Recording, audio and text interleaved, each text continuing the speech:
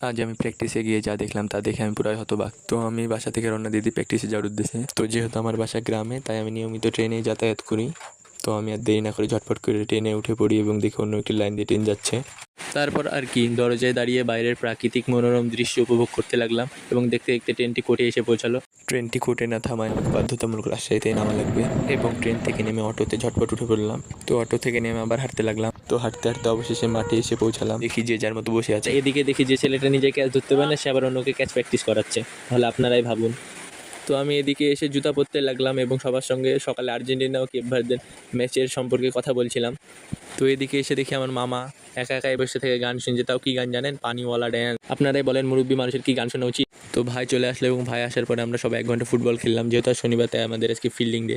তো ভাই আমাদেরকে সুন্দরভাবে ফিল্ডিং করাচ্ছিলেন এবং ফিল্ডিং শেষে সবাই একসঙ্গে বসে আমাদের ভুলগুলো নিয়ে কথা বলছিলাম। তো আজকের মতো আমাদের প্র্যাকটিস এখানে শেষ হয়ে গেল এবং আমরা 5 জন একসঙ্গে রিস্কায় করে বাসার পথে রওনা দিলাম। তো আজকের ভিডিও এই পর্যন্তই। সবাই ভালো থাকবেন, সুস্থ থাকবেন। আল্লাহ হাফেজ।